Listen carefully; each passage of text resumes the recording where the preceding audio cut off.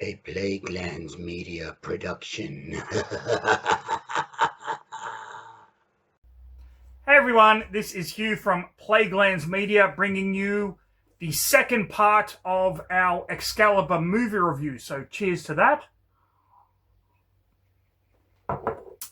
If you haven't watched part one, I highly urge you to go out and watch it. This was a film picked by Mr. Ian Van Gammett, but this is actually a favorite of Ian, Dr. Luke Carman, and myself.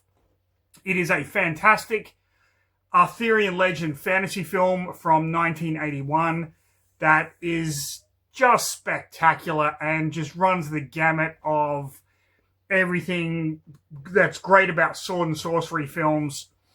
So, listen, I'm not going to go into any more detail here because hopefully you've watched part one and I'm just leading up into part two. So, please, everyone, enjoy the next episode of Watch a fucking film. Watch a fucking film. People. Okay, this is the Exciting Plaguelands progress. Media crew back with you for part two of our review of the film Excalibur. This was, of course, an Ian Van Gammett pick. If you haven't watched the first video, what the fuck are you doing? Go back and watch it. It is fucking awesome. And then come along and see us do the conclusion to this fantastic Arthurian legend sword and sorcery epic. Now, where we left off, King Arthur had gathered his knights after winning a victory. They were standing in a circle, and King Arthur said, "Yeah, let's make a table. Let's make a hall. Yeah, let's make a castle." Okay. And surrounded by a big ballroom that the taxpayers aren't paying for, Yes, and we can have apparently. and we can have a magician's bunker under the ballroom to help with defense Yes. against Iran. Yeah. Wow. You're really killing it with the political commentary. Wait. This one. Oh, you know. Had to do it. Had to make the joke. No, I appreciate that. But one of the things you pointed out, I was almost gonna say what's happening, what's happening there, but I don't watch the news, and it's probably not the time and place to discuss these sort of things. You know. What's happening is political unrest in countries that have nothing to fucking do with me, so I don't give a shit. I don't see. give two fucks either, to be honest with you. Well, in Arthurland, what's happening is the commission. Are we talking about King Arthur or that fucking bunny that goes on the adventures and has the gay teacher that everyone got upset about when he had the wedding? Is that Arthur or King Arthur? You've got to be that specific. Arthur means nothing to me. I missed that. I don't know. I if don't know was what too you're young or talking too about. old. Oh, the only other Arthur I know about is Uncle Arthur. Now there's a legend. Now there's an Arthur that we can fucking get behind. Yeah, exactly. Could you imagine I love that thing, man. if he drew the sword from the stone? I think he could. He could pick up Thor's hammer. He could draw the sword of the stone. It'd be legendary. a wonderful fucking tale, wouldn't it?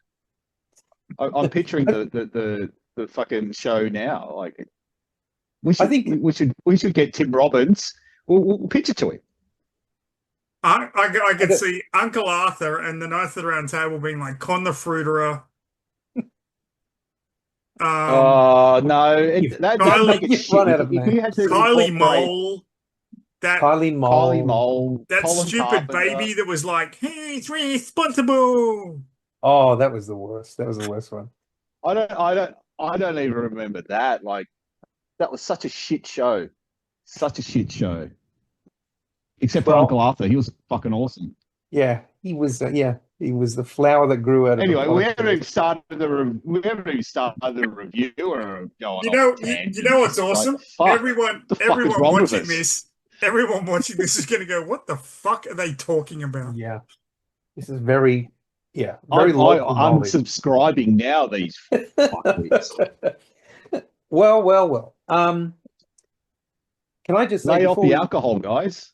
Yes. Well, before we go any further, can I say, in the twixt the week that has separated these two reviews, I've actually read a substantial portion of Le Morte d'Arthur, and I got to say, it's actually increased my Fuck, you're dedicated. Jesus Well, Christ. as a result, I appreciate the film even more, because Hugh, Okay. you've read it before. It is a really difficult story. Unlike I mentioned it in the same breath as the Iliad and the Odyssey, Yep. which to tell you, there's a couple of things there. One is the Morte d'Arthur has nothing in terms of it's not a work of poetry. No. It doesn't have the same power in terms of the descriptive, beauty, I suppose, of the Homeric epics. But it also, the Iliad and the Odyssey are very contained stories, whereas Le Morte d'Arthur is just a whole avalanche of separate Yeah. tales. This knight does this. This knight does this. Yeah. This knight does this. Yeah. And you don't get it's not really in order. There's not really a beginning. Like, it follows the life of Arthur. It ends when Arthur dies, essentially, or goes off to Avalon or whatever. But to turn that into a film structure that would without losing most of the meaning, that's a huge achievement, because it's so it's just one minor story after another, more like Don Quixote sort of Yes. structure, Yeah. which obviously is a parody of that kind of. But yeah, the fact that they got the essence of it in a film structure, it's even more impressive to me now that isn't present in the actual text, if you know what I mean.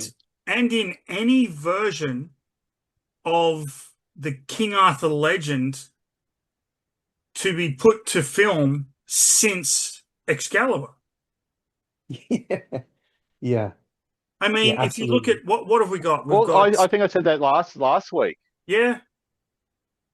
I mean, I haven't read the book, obviously, but to me, seeing this film in the 80s as a kid just ingrained the basics of the myth in my head, and then seeing the attempts later on of Hollywood trying to, portray this epic fucking story just failed like I think I said last week, to the point where I'd watch bits of it and just turn it off because it was absolute dog shit. Yeah. It just had no essence. And like I think I said again last week, this film is it has this really weird mix of reality with the mythology, and sometimes it's obvious, and sometimes it's a bit askewed, where the reality and the mythology, and I don't think, or I'm positive that the later attempts to put the Arthurian myth into film have just failed completely, to the point where they're almost, to me anyway, unwatchable. Because I'm constantly referring back to Excalibur. But you could argue the same thing about, for example, Robin Hood, Three Musketeers. It's really difficult to capture that, like you said, reality and mythology,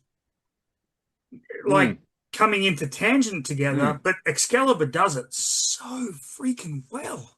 Yeah, I think that's a good point. It's like if you take something like Troy, absolutely, the film Troy, and compare it to like Troy, it's whatever you think of it as a film, it loses all the mythological dimension of that story, and it ends up being really flat as a result. And I think any of the King Arthur stories. I mean, there's been a couple.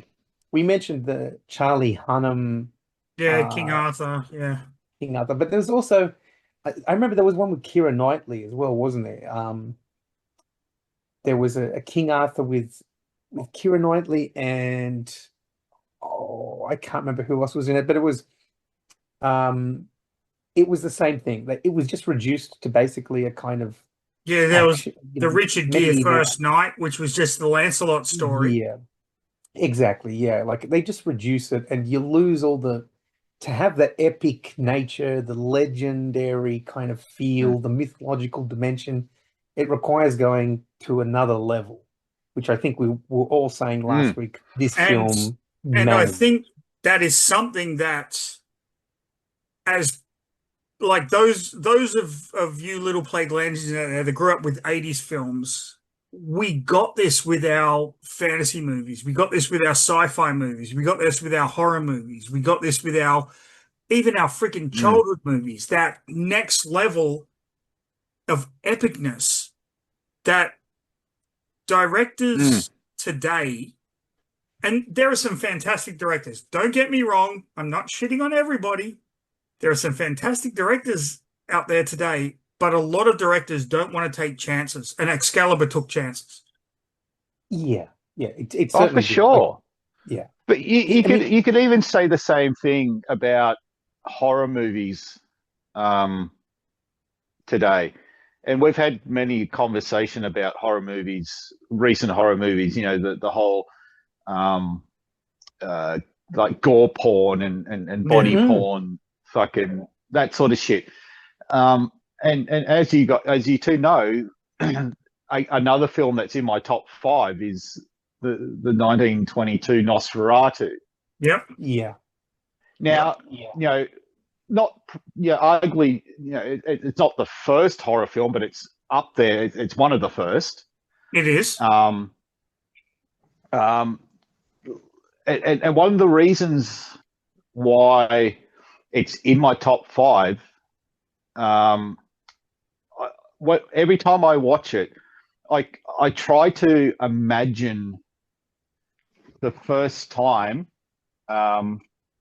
Like, can you imagine being in a cinema in 1922, like, you know, film being a relatively new Yeah. medium, and sitting down and watching that shit for the first time? yes. Like, I have a that would sense just of blow it, your Ian. fucking mind. I have a sense of it because I remember as a young kid, I went to a friend of mine's place, and I was having a sleepover there, and they had a film magazine. I forget what. Anyway, I opened it up, and it was night. You know, we were supposed to be asleep, but we were staying up, and we were just talking, my friend and and then I opened up this magazine as I was talking. It was a film magazine, and it had stills from that 1920 Nosferatu. And fuck me, I did not sleep the rest of that night because I saw those images. I was just talking to my friend and trying to act like nothing was wrong. But when I saw those still visuals from that film, which of course I hadn't seen, I was a kid. You don't watch a film from the 20s when you're a kid. But they were so visually striking Yeah. and terrifying. Yeah. The creature design, if that was even a term back in those days, was so intense that it freaked me right out. It was the scariest thing I'd ever seen up until that point in my life.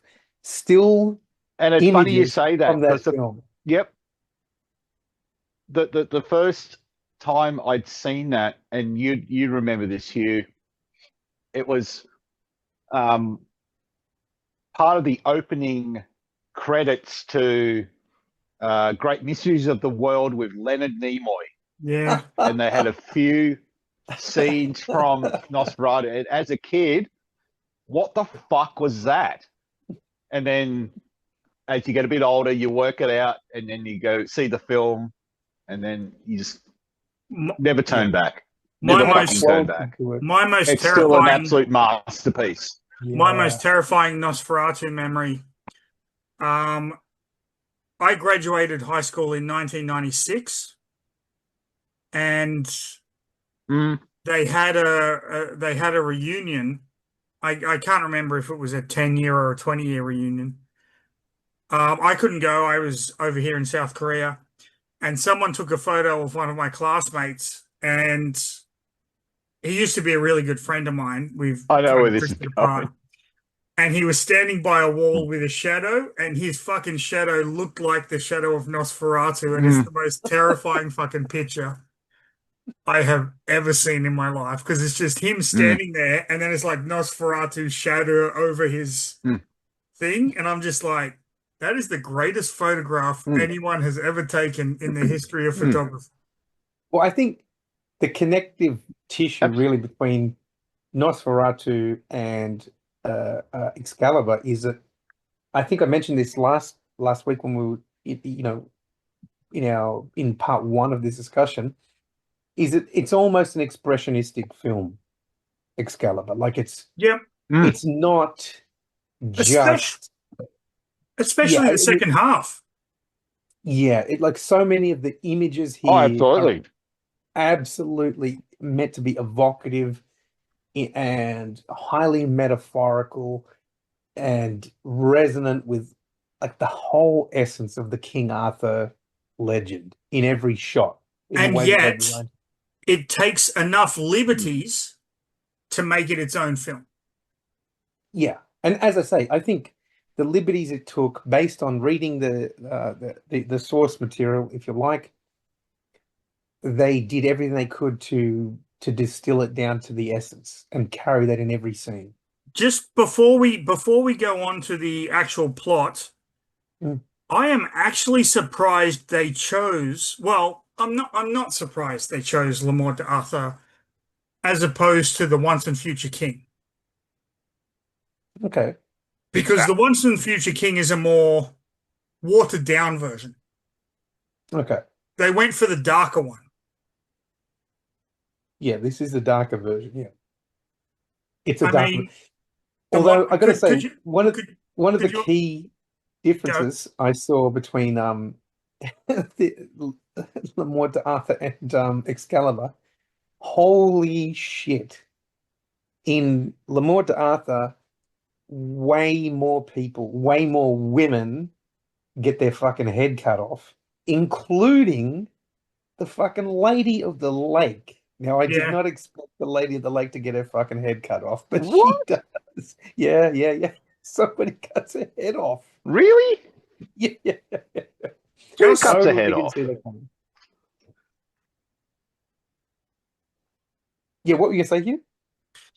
Just before we continue, you can actually see, I did a review of a trilogy of books, the Moonshade trilogy by Douglas Niles. I did them, oh man, it would be 1 or 2 years ago. And it's set in Dungeons and Dragons realm called the Moonshade Isles. Very much Arthurian in its context. But we're going to come to a point in the story where someone seduces someone. I'm not gonna name names. Yeah. But that actually happens in the third book of the trilogy.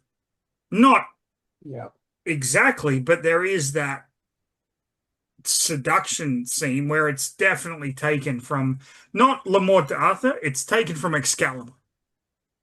Like it's taken like the author watched Excalibur and went, I'm putting that in my fucking book. Okay, because the deleted scene where Merlin seduces Arthur. I wouldn't be surprised. I mean, I just threw up a little in my mouth. By the way, before we go on with the story, I just want to point this out. Did you notice that Merlin's accent changes between the first half of the movie and the second half of the movie?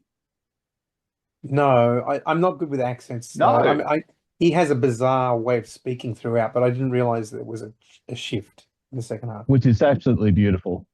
Oh, who cares? That actor was freaking awesome. Do you think that was deliberate? Yeah. Oh, I think he was just playing with the character. Okay. Okay, I mean, this guy's No, you said go No, keep. this guy's a master. This guy, obviously he likes doing voices because I don't know if I mentioned this in the first review, but one of my favorite audiobooks is the Hobbit audiobook where Nicole Williamson does all the characters in different voices, including like from individual goblins to the hobbits to he just does everybody in different voices. So Dude, obviously he has a bit of a thing for voices. listen to the Andy Go to your Serkis bed. Lord of the Go Rings to bed. trilogy, mate. Okay. He does all of the voices sounding exactly like the characters from the film. Well, that's weird. Okay, He's a that's genius, interesting. that fucker. And Absolute he genius. and he did that for free during COVID. He read it for kids. They would come on Zoom and he would read the book for them with all the voices Oh, when that's the great. kids Not had only is he nothing a to fucking do. ninja, like he's an all-around good guy. And then listen to the Conan stories where the guy does the women's voices. Oh, Conan, we have to get Yes. out of here. Well, if you really want an experience, read Again, listen to genius.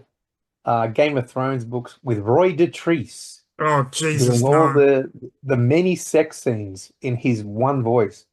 Oh yes, Tyrion, touch me there, touch me there. Fantastic. Okay, let's get into the story. Arthur has Yeah, said, I know. Again, Arthur has said, we're making a round table, we're making a hall to go around the table, we're making a castle to go around the table, and And so on and Starlight, so and forth. we're clear. Yeah. And Mhm. then Take it a away, whole lot of guys. stuff a whole lot of stuff happens really quickly, and I can't remember the exact order, but it's basically that's the high point for Arthur. You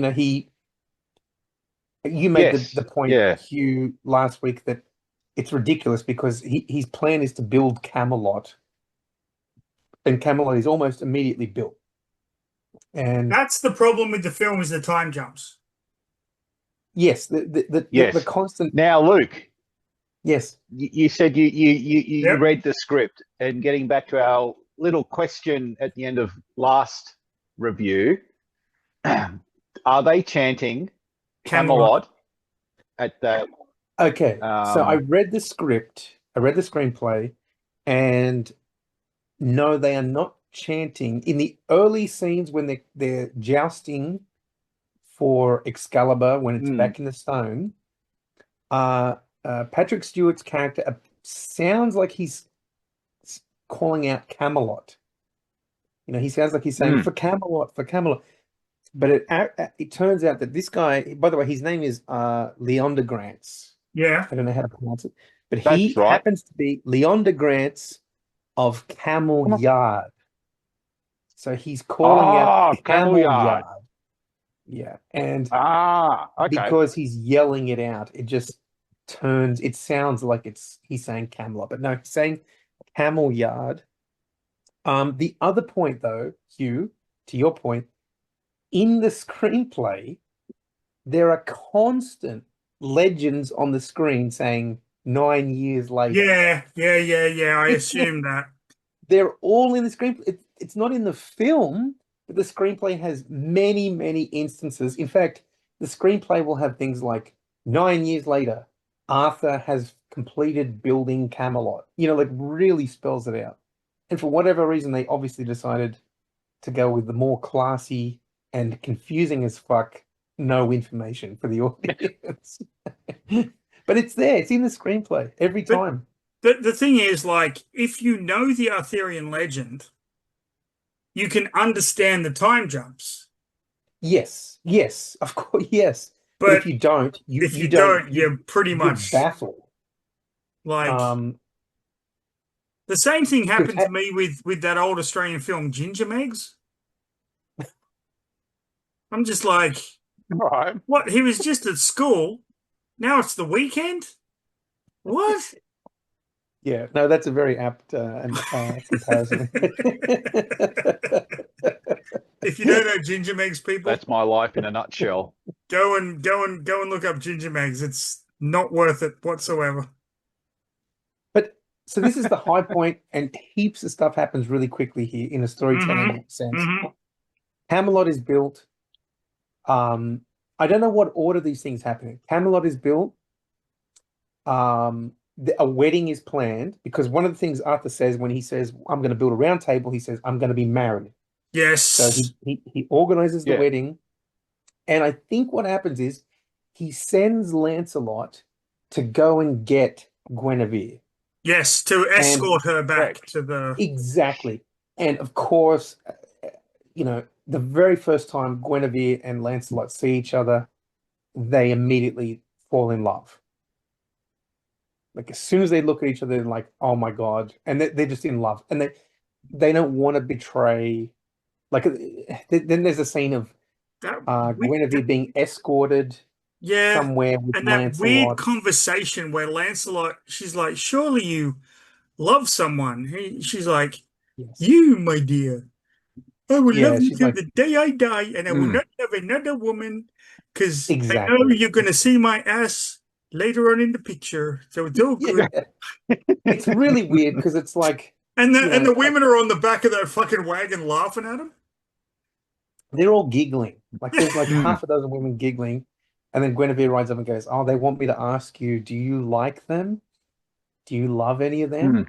And he's But like, "No, I am sworn to the sword and battle." here's the thing though. Guinevere is riding on a horse, and those women are lounging around on that thing like it's a fucking Roman pontoon where they've been fed grapes by a fucking Mhm. satyr or something. They're Yeah, just yeah. laying there laughing, and there's a couple of them sitting up, but most of them are just laying down in the back of a fucking wagon. Yeah, I don't because know they're ladies. if you've Mhm. ever been in the back of a fucking ute. You don't lay down. Yes. There's a big difference between Hugh. Yeah. Hugh.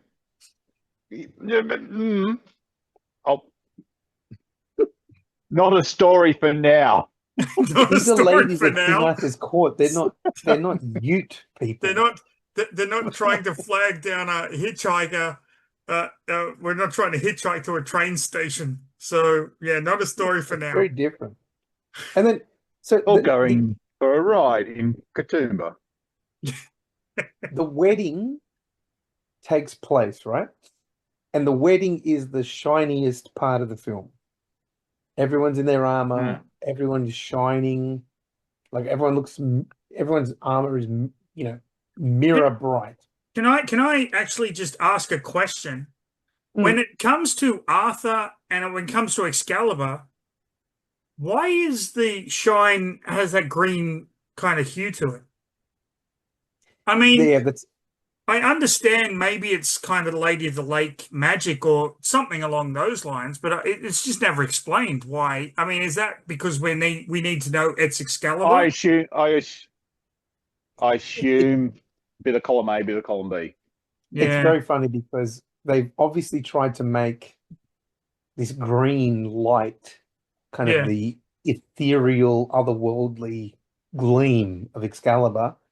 But they obviously, it's very clear when you watch it, they just have a green light somewhere out of shot because it's shining on all kinds of shit. Like it's shining on rocks, it's It's shining on fucking people's helmets, but sometimes it's not on the sword at all.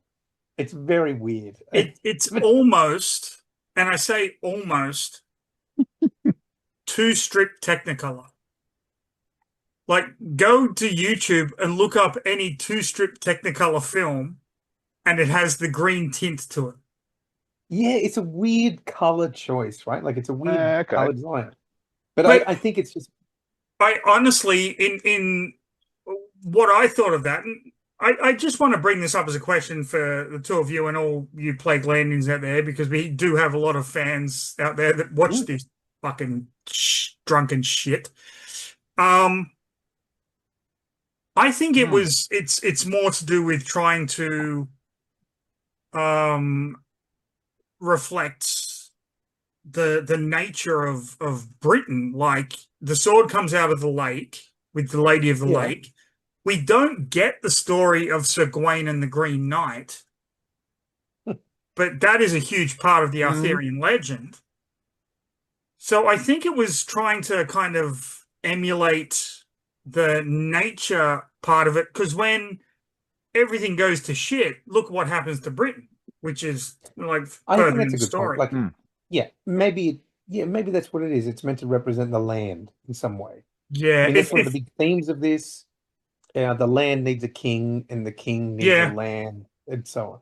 If So anyone yeah, has any ideas, please leave a comment down below and let us know what you think if you've seen the film. If you haven't seen the film, let us know what you think anyway. We don't give a fuck. We don't read the comments.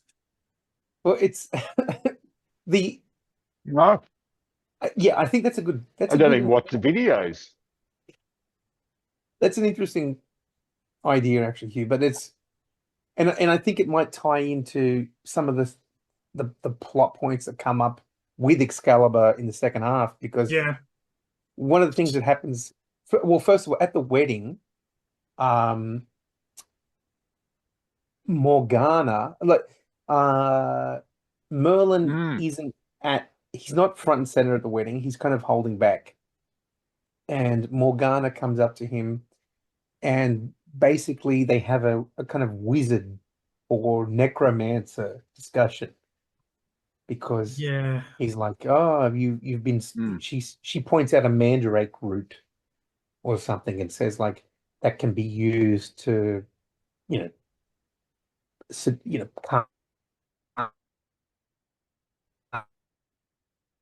cast a spell on somebody, whatever. Is like, you know something of, see, they have this one more about the ways of necromancy. And actually, one of the things, reading the screenplay, one of the things they put in the script, which is not in the film, is Morgana is much more seductive towards Merlin in the screenplay than in the film. Like, Merlin has a real hard-on for Morgana in the screenplay. But basically she says, can you teach me your ways? And that sows the seeds for his destruction, basically. yeah, Because she still holds a grudge against him for what she did to what Merlin did to her father and mother. So that's a really important Mhm. plot point at that stage. In fact, the downfall Which of you, everyone which you is still kind Morgana. of, which you kind of get in the film anyway. You kind of, you Yes. get that impression. So, Oh yeah, yeah. And she's mm, great. Helen Mirren, who has been in the news in the last mm. 24 hours. Oh, Helen Mirren. Oh, Um, yes. why has she's she been? fantastic in this film. Why has she been in the news? She was harassed in the street or something like that. Fuck off. And it was someone filmed it on their iPhone. I don't know. But yeah, she's fabulous in this film, I think. I don't really have that Mm. much of an opinion about Helen Mirren in general, but she's really good in this film, Mm. Oh, she was awesome in Caligula too. which I haven't seen. Which, fingers crossed, maybe we'll Oh, review. treat yourself. Oh, it could be, could be. It's not in my top 5, but you know. Well, we'll see. So what happens next? What's the next point? I think. Oh, they sort of sit. Lancelot. Oh, fuck! Doesn't he? Doesn't he go to? He goes into the forest and fights himself and gets stabbed No, in the no, no, no, no. side. Ian. No, is No, no, that? no. What happens is he goes into the forest because he's in love with Guinevere. Guinevere, but he needs to keep Guinevere. himself Mm. chaste. And he runs into a little scamp Oh, that's right. That's That's right. That little right. ferret dude. who turns out to be his name is Percival. Percival. And so Percival Mm. becomes He's Squire. Lancelot's squire, cooks him a rabbit, catches him a rabbit, cooks him a rabbit, and Yeah. then Lancelot takes Percival to Camelot, which is now built. And Mm. Percival is like a country bumpkin in this, paradise. Yes. And so he's marveling. He even bumps into Merlin. He's like, "Oh, look out! This is no place for an old man." Yeah, Sounds like, yeah. I built it, you simpleton. Yes, yes. There is this Yep. where they're having the feast and Liam Neeson's character calls out Lancelot and Guinevere. Basically, yes. Guinevere. Percival Yeah. goes to this like vantage point. I don't know exactly. And he looks down and he sees the round table Yeah. and he sees the knights assembled and he goes, "Hey, I must be dreaming. My God." And then someone's like, "Get out of there, you That's right. kid. Get out." And then so that it cuts to the meeting around the table. And the situation, as I remember it, is Morgana has gotten Gawain, played by a very young Liam Neeson, Yeah. drunk Yeah. and has Yes. Whispered Drunk shit stirred in the his pot ear. with him. And then his acting in that is so weird in that scene. He's like in a like wrathful drunkenness, and all of a sudden he just calls out Guinevere as a harlot and Because says the reason that Lancelot. Arthur asks him Yeah, that's what's right. Yeah, going on. And he's like, I'll tell you what's going on. Your bitch is fucking your best friend. yes, and Yes. obviously King Arthur is wroth, Mm-hmm. I believe would be the right term. And then he realizes that, okay, a knight has called out Guinevere, so there must be a trial by combat, as they would Yeah. call it in Game of Thrones. And King Arthur says, I can't represent my wife. She's been called out, but I must sit in judgment. So my wife must have a champion. And his wife, Guinevere, he kind of loses Guinevere at that point. Pissed. Yeah. Yeah, she because is. Guinevere's like, what, you're not going to champion me? And he's like, I cannot. I must sit in judgment. You must have. She's like, I have to. you fucking I have to be prick. king first before husband. Blah blah blah. Yes. And she doesn't goes, like I that he's think king first. at that point, she's like, you want me to tell them about your tiny dick?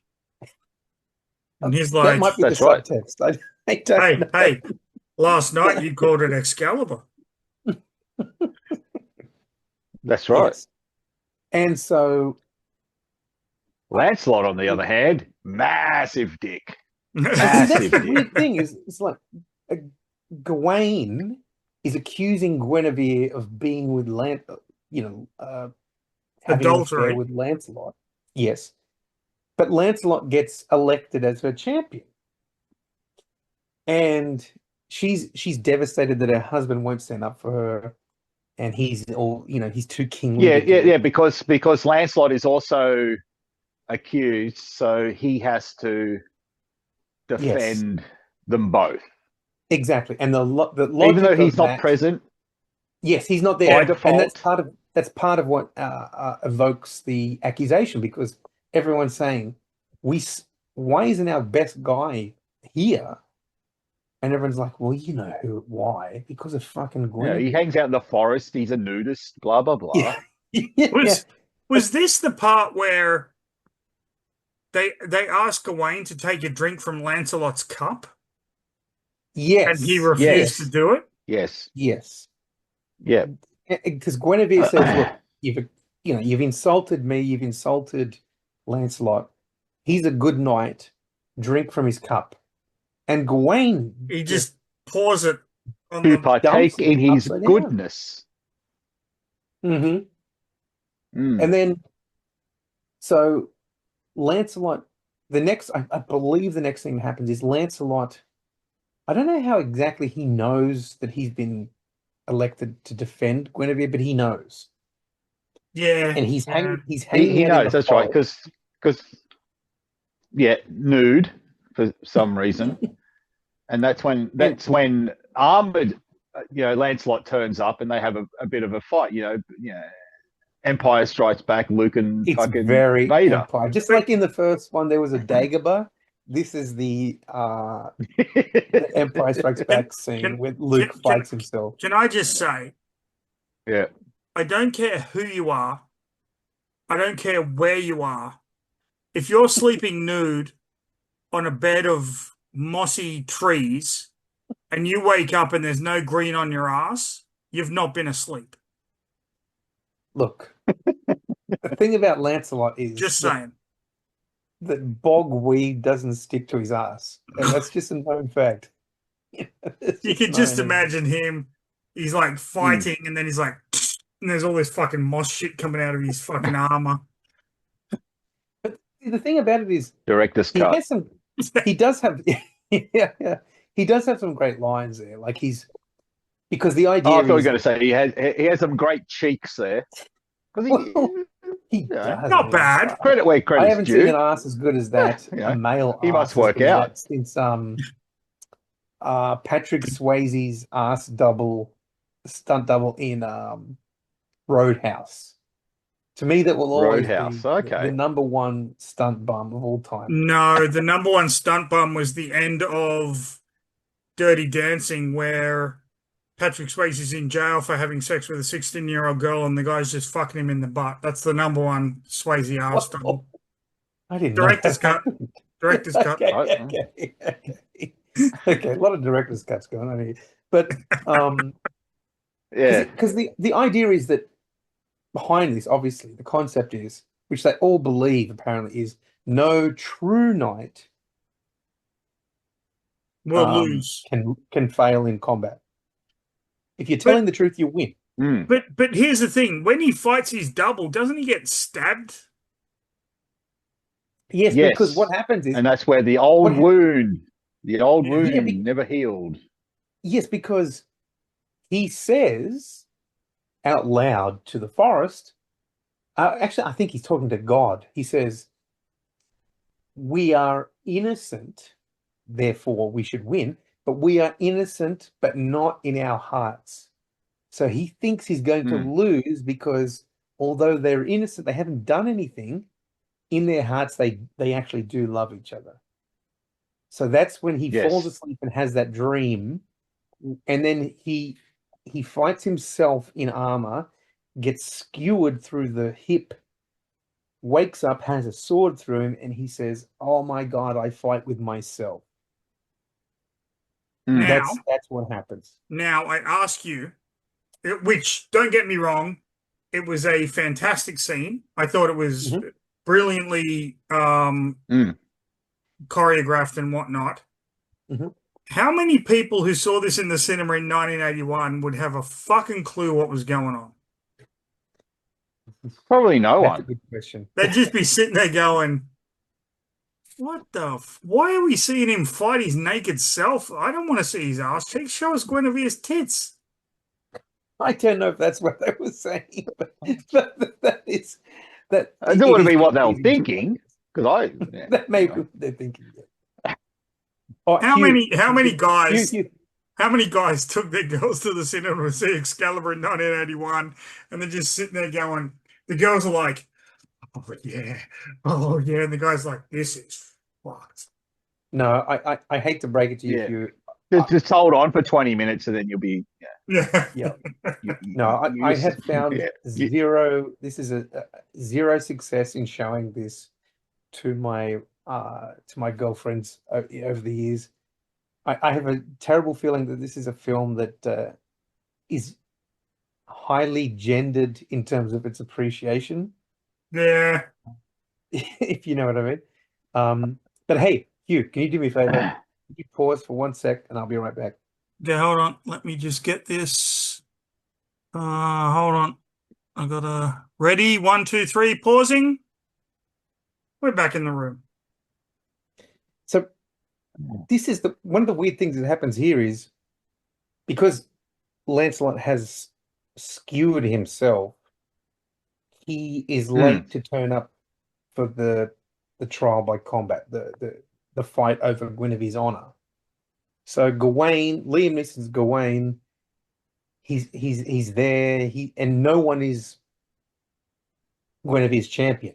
They all look away, really embarrassed. They don't want any fucking part of this. Exactly. And that's something that confused me, is like I couldn't quite understand why no one wanted to champion Guinevere. Is it because they kind of knew that there was something Yeah, between the two of them? is it because they all see what is apparently going on, or is it because they Yeah. don't want to fight a fellow knight?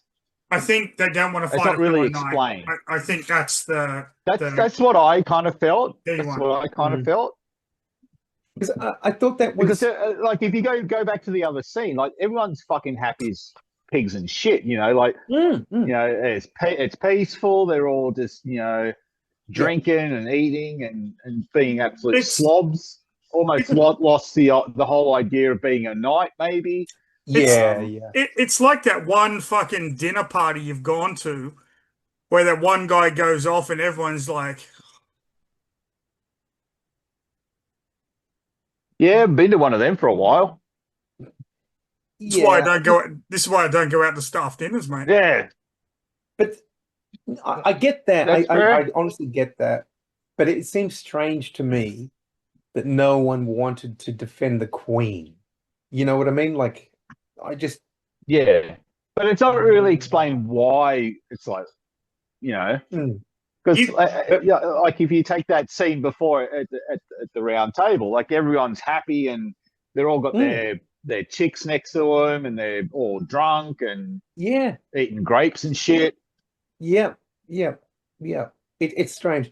But whatever the case may be, in a classic Arthurian twist of fate, it's Percival, the scamp that Lancelot has brought into Camelot, who says, "I'll defend the Queen's honor." and So you both have read it. So what is this addressed in the book? This happens. This actually happens in the book. Yeah. Yes. Yeah. And it happens pretty Is much. it explained? Is it explained why the knights weren't championing her? No. No. That's the weird thing. It's the same Okay. in the It's text. still not. Um, It's a mystery. one of the knights says something about it. One of the knights, I think Hugh, you mentioned it a second ago. He looks away. yeah, He won't make eye contact. That's actually in the text. But I don't know why Percival is the only one who will do it. It's really short. This section of the isn't story is really short. isn't he supposed to be like Percival the Pure? Mm-hmm. Yeah, So he's and he innocent. goes up against Gawain wearing nothing but like leather armor. Yeah, he doesn't have anything at that point. And he's got no training on how to use a lance. He's got nothing. But the thing is though, when Arthur knights Percival, because a knight has to fight a knight. Yeah, he has to make him a knight. Yeah. When Arthur knights Percival, it's at that point where you're like, this dude's the shit. Like this dude. Yes, he is the key to the whole. He almost becomes the rest of main the film, character of the really. second half of the film. It is weird. Yes, that's true. Absolutely. He definitely Absolutely. becomes the main character. Yeah, and that's so strange. From a contemporary storytelling perspective. I know. Yeah. But that's kind of the way that the Arthurian stories work, I guess. A character that's introduced halfway through the film becomes the main character, so to speak. Because one of the things that happens in the Le Morte d'Arthur is you'll meet a character. It'll be like, this is the story of Sir Gareth, and for the next 100 pages or whatever, it's just Sir Gareth is the greatest knight in the world, and then you never hear about him again, and then you'll hear about Sir somebody else, and he's the greatest knight in the world. So it's really strange in that way. I mean, as a lot of the antiquated narratives are, but Percival, obviously the filmmakers were like, we're going to pin this guy as a representative of the goodness of the Knights of the Round Table from this point on. I think that was why they had him connected to Lancelot. Yes, yeah, because that's actually something in the source material in the Morte Arthur, is that being knighted or associated even with Lancelot becomes a big deal. Mm, You know, if you were knighted, if you were associated with him, then that probably meant you were somebody So, special. this is all present in the text. I would say so. I think it's Yep. yeah, it's true to the source material. Yeah. Mm. Yeah. So, but Percival obviously he doesn't have to fight this duel because Lancelot turns up in his armor, wounded, blood and pouring he out of says him. blood is pouring out of him, and he says thanks Percival, but it's my job to protect Guinevere's honor, Mm. which is a weird irony because it kind It's of because of him that feeds her into honor has been it fucking feeds into what tarnished. Gawain is saying, you know. So what? Why is this your job? Can I just put in here, like, we get the joust and whatnot, and then they Yeah. start fighting. The weapons in this film are fucking, like, I was just looking at these weapons going, I had a cleric that used one of those in Dungeons and Dragons. I had a druid that used one of those in Dungeons and Dragons. I had a paladin that used one of those in Dungeons and Dragons. Like, it was awesome. Yeah. Yeah, they did so Whales, the good. maces. Oh my God. Yeah, they did such a good job with the weaponry, the armor. I don't know if it's period accurate or whatever, Don't but care. Don't care. yeah, It's exactly. Who It's for cares? just me, it's a But like sword and sorcery film. Mhm, but like I mhm. said, I think last week, you know, there's no over the top choreographed fight scenes. They're all if you picked up a mace, there's no finesse with Yeah, the mace. It's just swing the Yeah, fucker. Hopefully, it will hit. they're You yeah. all know, like, they're and that's what you get. stumbling around. They're off balance a lot of Mhm. the time. It's fucking. It's brilliant. Fucking Yeah, brilliant. yeah, yeah. Yeah, and I love that fight. I love that fight between Gawain and Lancelot. And obviously Lancelot wins, and that he pulls the helmet open, points his is it a dagger or sword? I can't remember Spike now. as a spike, I think. Oh, that's right, yeah. And he's like, okay. And then Liam Neeson as Gawain, he's like, he's bloody, his mouth is all bloody. He's like, I Mm. withdraw my whatever he says, Yeah. I withdraw my slander, whatever he says. The queen, And the queen is innocent. the queen is innocent, that's right. If And only, then to Mm. get political, if only Trump's lawsuits could be settled like that. That cut would have been dead a long time ago. well, Just yeah. saying. Could you just see him and the head of Iran just fucking going at it in an arena, and then Trump laying there with blood in his teeth going, Iran is innocent. Uh, Iran is That uh, innocent. that is one of the things a bit if like, you read actually, I can see him more like Homelander in the final episode. And I'm sorry if no one here has actually seen the final episode of The Boys, but just to sum it up, you know, I'll suck your cock. I'll suck your cock. Yeah, yeah.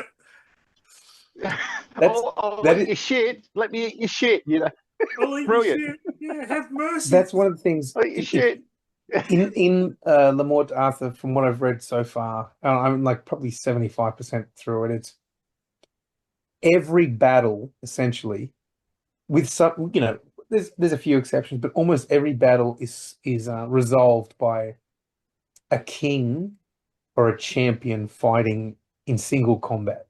Yeah, Like yeah. there'll be a battle that's been raging for It's nine great. years between the Red Knight and this queen or whatever, and it'll be sorted by single combat.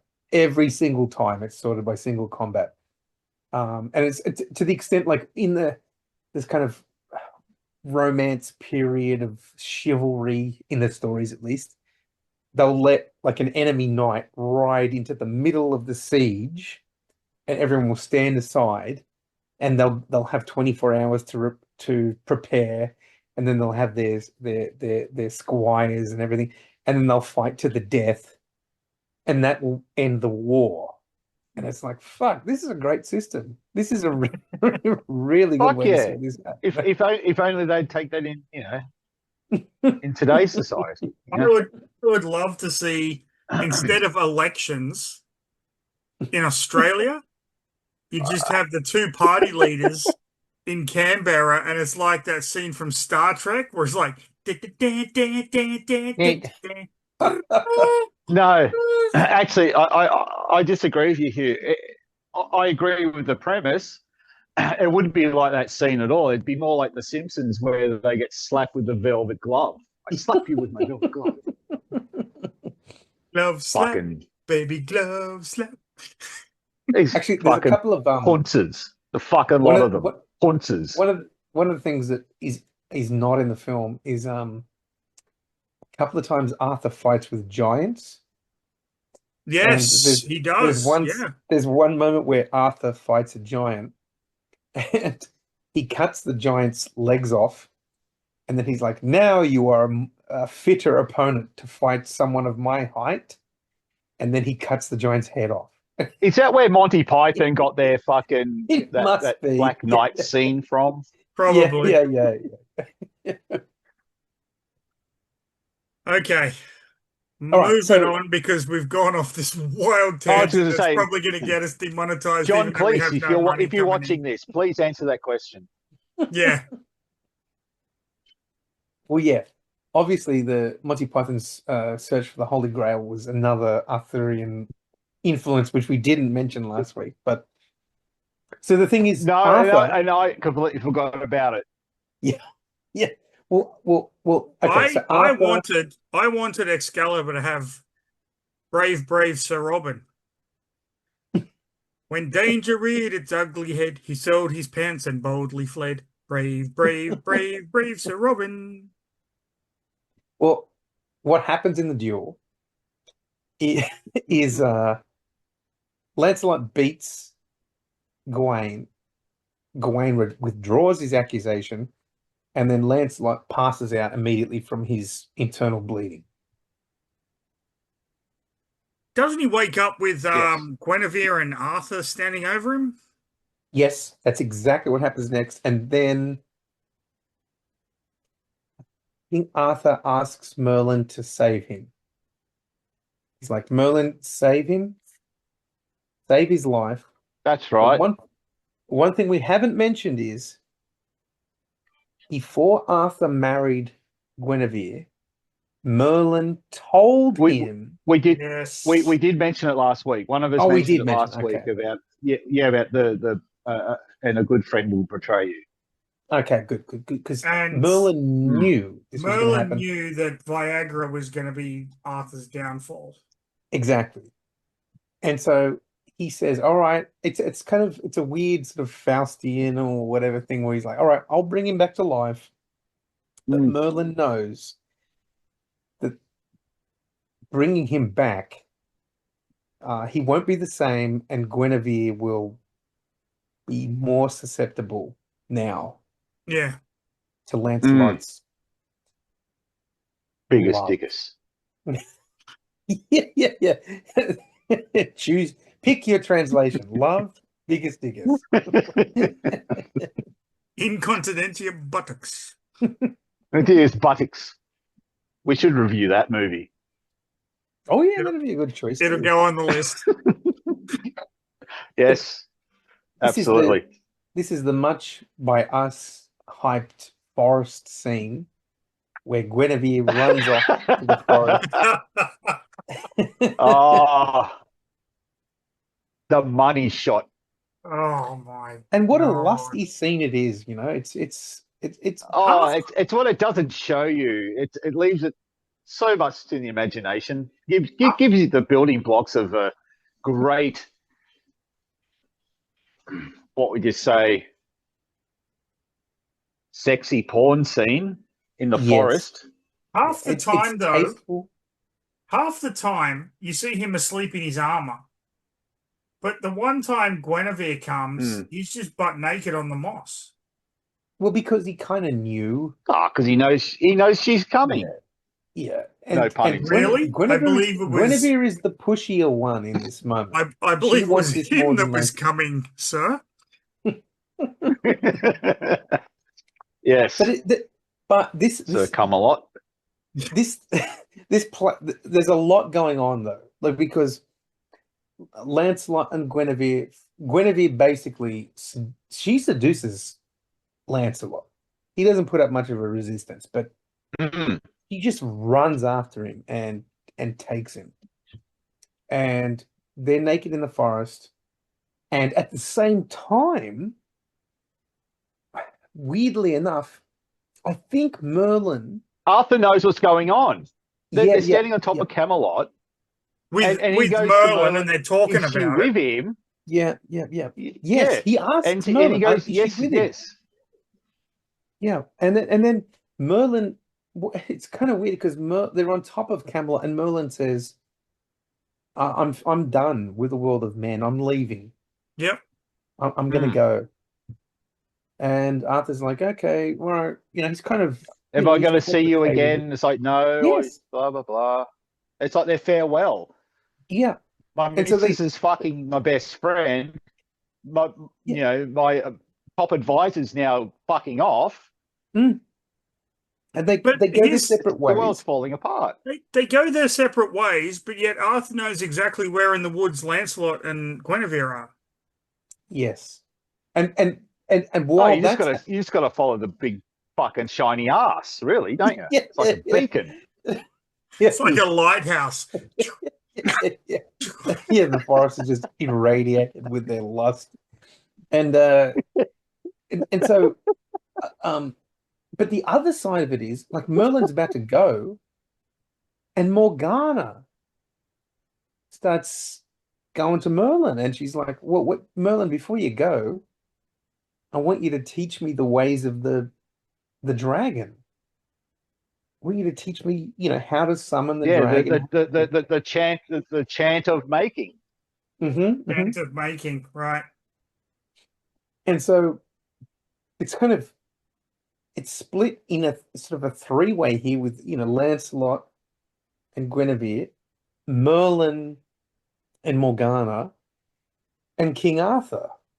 And I think what happens is Merlin has this, what would you call it? It's like a cave of wonders. Yeah, that weird dungeon thing with all the Yeah, crystals and shit. that subterranean fucking, yeah. And Isn't it they like have this. it's almost like the internals of the dragon, isn't it? Like it's like Yeah, that's what it's supposed to be. Yeah, Mm.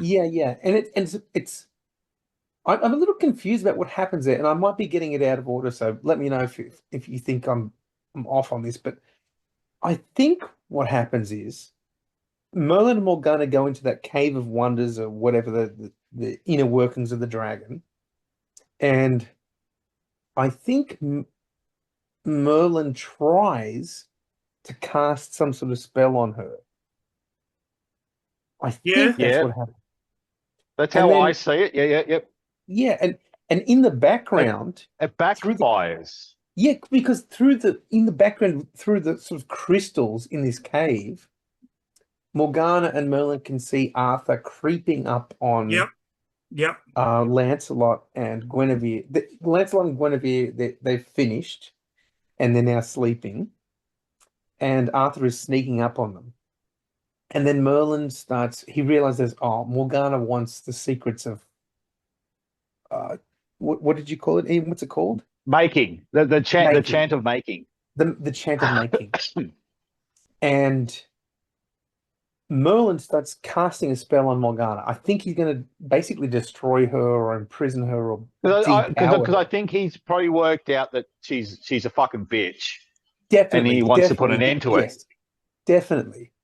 And then Arthur creeps up on sleeping Lancelot and sleeping Guinevere.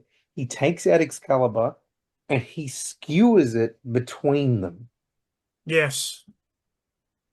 Instead of killing them. Yeah. Yes, instead of killing And I them, think- you think he's going to. The Yes. film sets it up so you think he's going to kill them, but in fact he just skewers the sword between them as they're lying there. And Yeah. that just so happens because it's the sword of power, the sword of kings or whatever. It disrupts Merlin because it's Yep. like he says it's like Yeah, the it's dragon almost like, has been stabbed. what's yeah, because what was it? You know, the king and the land are one. Blah blah blah blah blah. You know, he's come across. He's been betrayed by his two best friends in the world, Yep. and instead of killing them, he's just gone fuck it. He's between them, and that's a weird metaphor for, you know, fucking. Exactly. That's the end of him. That's the end of him. He's heartbroken. I'm done with Blah this blah blah. shit. He's just gone. I'm done with this shit. Fuck it. They can have each other. I'm done. Yep. Like King And in Arthur has turn, given up. that's Yeah. yeah, that's right. And it has multiple effects. One of the effects is in the short term, it totally mind fucks Merlin. Yep. Because he's sort of like tapped into the dragon at that point. Well, he's obviously Like part of the sword. dragon too, and Exactly. And so then he's Yeah. all like, what's going on? Something has been skewered into the spine of the dragon. And Yeah. Morgana leaps on well, this opportunity. is Merlin the spine of the dragon? Yeah. Is Merlin the thing that links the dragon to the actual real world? Exactly. You know? Yeah. It's Hence something him like being that, isn't it? metaphorically stabbed through the gut, through the spine, whatever. And so he's temporarily, at least, he's completely helpless. And in that moment, Morgana tricks him into saying the words. The words for the of chant of making. Yeah. Which are, can you remember? No, but you can. Latu, Veratu, Nectu. Alal Nathrak, Duthwas Bithad, Dukiel Yemvi. Yes, that's right. You had one job this week, guys. One job. Must I even must watched the video where you taught us must that take lesson drink. today. Chant of making. Must take drink. Chant Yeah. of making. Drink of making. Once Morgana hears that, then she's able to turn the tables on Merlin and encases him in in stone. Basically kills him. He's imprisoned in stone. It looked like He's ice to me. Yeah. Ice. Yeah, some weird ice. Yeah. He imprisons him in something. Shit. And that is in La Morte Arthur that happens as well. Actually much earlier than in the film version. So he's basically dead at that point. And well, yeah, no, you're right. Yeah, he is, because later on you say he makes the point of saying to Arthur, "Your love brought me back." Yes, that's right. That's right. He does come back, but not as a human. As like a ghost. No, that's right. Yeah, Force ghost. Exactly. He's a force ghost. He's a force ghost. Bygone Jin. But the next thing that happens, Lancelot and Guinevere wake up. They see the sword. They see Excalibur. They freak the fuck out, and they realize that Arthur knows what they did. And Lancelot, was it King Without a Sword? Yes, King Lancelot Without a freaks Sword, right yep. the fuck out, and he says, "Oh my God, the king is without a sword. The land is without a king." He's totally freaked out. And you know what? I honestly think we should do a part 3 of this. Oh, are you serious? I was thinking that. How far in are we here? I don't know how far in, but if we keep going with the rest of the story, we're going to be here for about another 2 hours. Okay. Let's do it. Let's do a part 3. Oh yeah, fuck yeah. Because Fuck I think this honestly needs a part 3 to round out the almost like the Act 1, Act 2, Act 3. It'll give me time to read the No, rest that's of fair, La because Morte that's Arthur. actually what it is. Like, that Act 2 is actually quite a short section of the film. Like, Act 1 is like half the film, and then 2 and 3 are divided into obviously the second half. No, that makes sense. Yeah, okay, so that makes sense. I might actually do some research. But you know what? And I know it's probably still a little too early to bring it up, and it will be brought up obviously in the third part. Is the soundtrack? Oh yes, definitely has to be brought up in the yes. third part. So I'm just gonna do a little end of the video thing, and then I'll cut out this part where we talk about part 2 or part 3, and I'll edit everything together later. Yeah, fuck. So we're going to end the video here because we have so much more to talk about with part 3 of Excalibur, if you can fucking believe this shit. You have... I thought this would fucking happen. I really did. I had a feeling. I did too. But the next part goes completely off the rails. Think of it as Act 1, Act 2, Act 3, Part 1, Part 2, Part 3. But in Part 3, we're also going to talk about the soundtrack because it is off the freaking hook. It is one of the best original soundtracks you will ever get from a fucking movie. To quote Hugh, near and dear to my heart. Damn straight, mate. Damn straight. So, with that said, all you little Plaguelands, if you enjoyed this video, like, subscribe, leave a comment. If you have anything to say or anything you want us to bring up in part 3 of Excalibur, let us know in the comments below. Apart from that, stay safe, have a fantastic rest of your day, and most importantly, watch your fucking movie, people.